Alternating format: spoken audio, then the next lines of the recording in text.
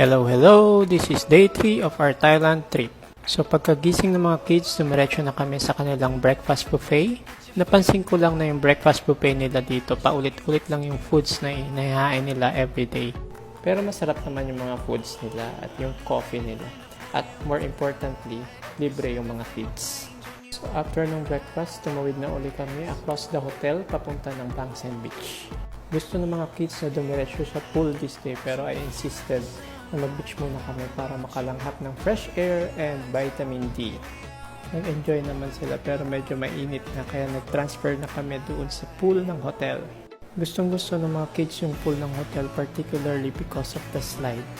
As you can see, kahit medyo mataas and stiff yung slide, walang katakot-takot mag-slide ang mga kids. 100 times yata silang mag-slide dyan.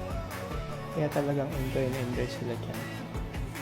The afternoon, we went back sa Bangsan Beach, this time to catch the sunset. In fairness, maganda yung sunset view dito sa Bangsan Beach. In my opinion kasi, kung galing ka sa Pilipinas, medyo mataas yung standard mo sa mga beaches and sunset like this. Kasi nga naman, napakaraming magagandang beaches sa Pilipinas. Pero for me, this kind of beach in Thailand is super okay.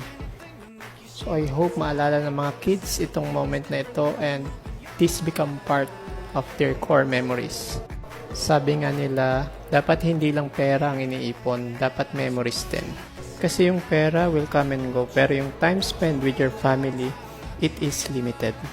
So for dinner, naglakad kami ng mga half kilometer from our hotel to try their seafoods.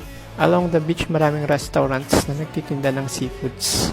Here we tried yung lobster nila na napakasarap at mura lang. Yun lang, bye!